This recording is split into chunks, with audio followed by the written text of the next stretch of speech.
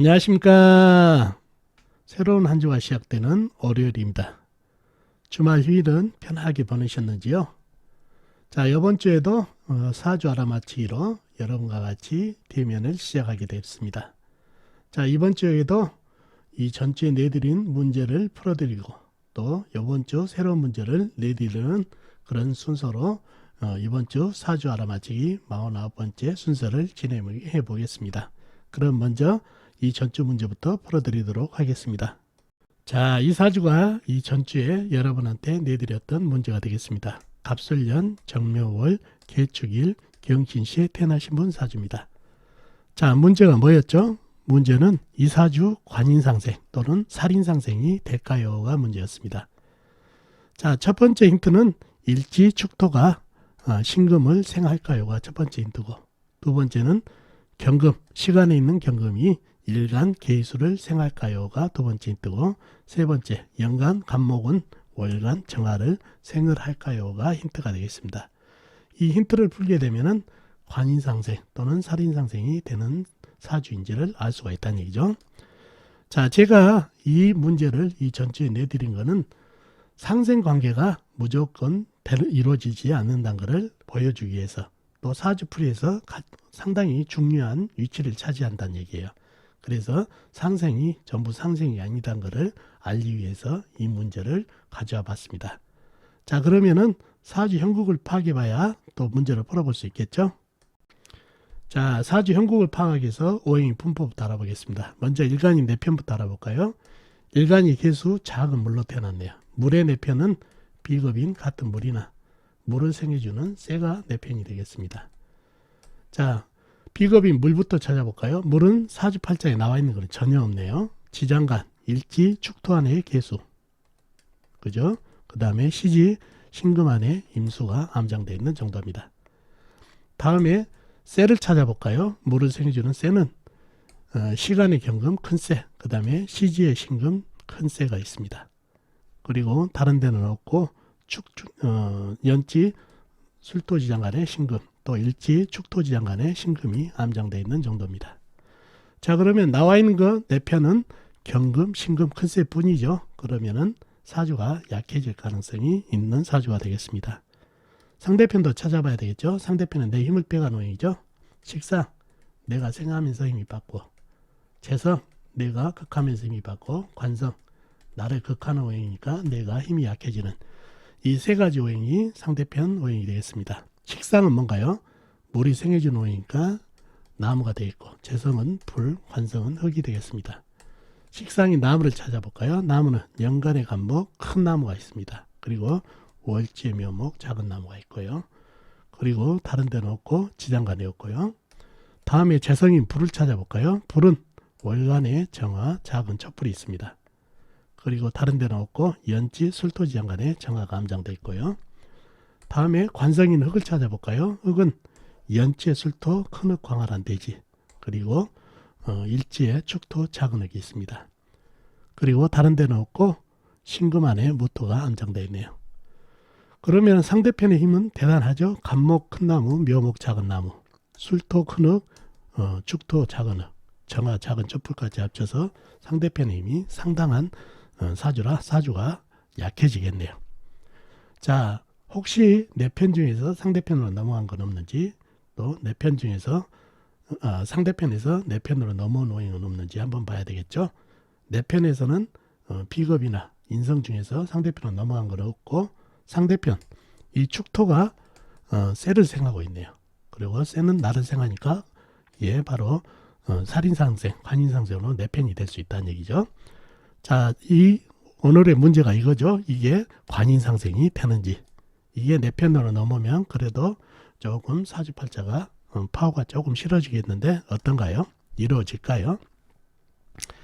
자, 시지에 있는 신금은 큰 쇠입니다. 축토는 작은 흙이고요. 자, 이 작은 흙으로 큰 쇠를 생하면은 간의 기별이 갈까요? 안 간다는 얘기죠. 자, 토생금이란 거는 이런 의미도 있죠. 쇠를 갖다가 흙이 보호할 수 있어야 돼요. 감싸 안아가지고.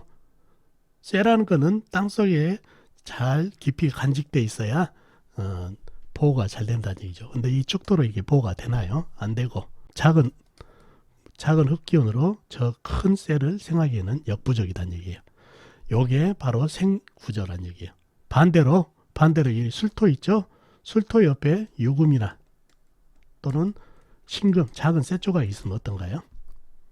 바로 토다금매가 되죠. 이거는 술토는 큰흙 광활한 대지고 이 유금, 신금 이런 거는 카특할 정도, 날씨라든가 작은 반지라든가 이런 정도의 쇠밖에 안 되니까 이 큰흙 광활한 대지에 묻혀가지고 토다금매가 돼버린다는 얘기예요. 반대로 흙이 작고 쇠가 이렇게 커버리면 생을하게는 간에 기별이 안 간다는 얘기예요. 그래서 이거는 토생금이 간에 기별도 안 가서 토생금이 될 수가 없다는 얘기예요. 그래서 관인상승은 안 됩니다. 반대로 이것도 힌트에 들어있었죠. 연간에 있는 간목이 월간에 있는 정화를 생할 수 있을까요?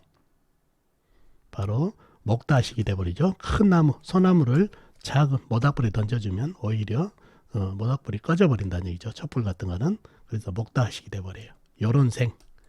만약에 연간이 을목이고 월간이 병화다. 그러면 목생화는 되지만은 이 작은 풀로 병화를 생해봐야 간에 기별도 안 간다는 얘기예요. 그래서 생이라고 볼 수가 없을 정도로 너무 미미하다는 얘기예요.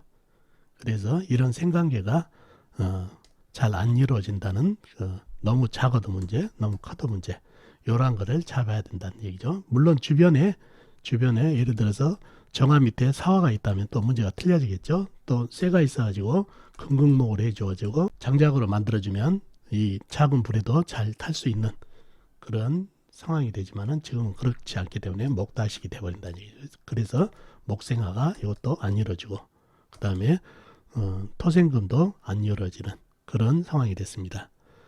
자, 그러니 관인상생은 안 이루어진다. 답은 나왔죠. 또 금생수가 되는지, 시간에 있는 경금이 일간에 있는 계수를 생하고 있는데 생이 되는지, 물론 금생수는 되겠지만은 금생수보다 금극수가 되겠네요. 금극수. 왜? 금다 수탁이죠. 이 큰 쇠가 작은 물을 생하다 보면 물이 탁해진다는 얘기예요. 탁해져서 죽는다는 얘기죠. 생이 아니라 극이 돼버린다는 얘기예요. 맑아야 물은 생명력이 있죠. 근데 너무 탁해져 버린다는 얘기예요. 그래서 이거를 생으로 볼 수 없다는 얘기예요.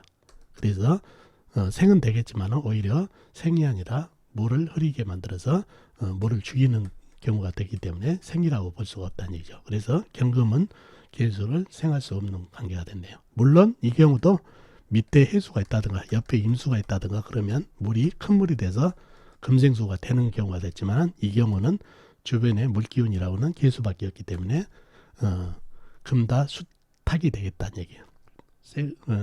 큰 쇠가 너무 생이 강하게 버리니까 물이 흐려져 가지고 죽어버리는 경우가 되겠습니다. 그래서 금생수가 안 되는 상황이 벌어졌다는 얘기죠.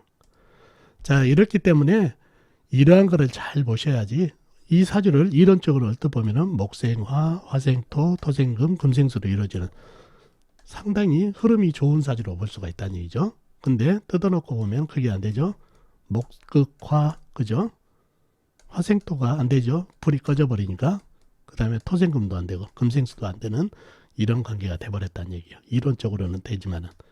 그래서 이런 오행의 흐름, 오행의 질, 오행의 상생관계를 잘 봐야 사주의 형국을 제대로 파악할 수가 있기 때문에 그런 거를 파악할 수 있는 눈을 기르기 위해서 오늘 이 문제를 내봤습니다. 그래서 여러분께서도 많이 답을 내주셨지만은 초심자가 됐든 어느 정도 실력을 가지신 분들도 이러한 관계를 잘 읽으셔야지 사주를 잘 풀 수 있어서 이 문제를 가져왔습니다. 자, 어떻습니까 여러분? 오늘 실전 풀이 도움이 되셨나요? 도움이 되셨으면 좋겠습니다. 그럼 이번 주 문제를 또 내드리도록 하겠습니다. 자, 이 사주가 이번 주 여러분에게 내드릴 사주팔자가 되겠습니다. 임진년 경술월 김희일 계유시에 태어나신 분 사주입니다. 다시 한번요. 임진년 경술월 김희일 계유시에 태어나신 분 사주입니다. 자, 문제는요. 이 사주 머리가 좋을까요가 문제가 되겠습니다. 이 사주를 보고 이 사주가 IQ, 머리가 좋은지를 알아보는 문제가 되겠습니다. 첫 번째 힌트로는 괴강살의 장점이 뭘까요? 괴강살의 장점을 찾아보면은 사주에 머리가 좋은지를 알 수 있다는 얘기죠. 또 양인살과 현침살의 장점은 뭘까요? 역시 양인살과 현침살의 장점을 찾아보면은 문제의 해결책이 나타날 겁니다. 그래서 이 힌트를 토대로 해서 이 사주가 머리가 좋은지를 알아보면 되겠습니다. 자, 이번 주에도 댓글로 정답을 올려주시면 참고하겠고, 정답은 다음 주 월요일 방송에서 또 풀어드리도록 하겠습니다. 그러면 편안한 한 주 되시고 다음 주 월요일 날 또 뵙도록 하겠습니다. 안녕히 계십시오.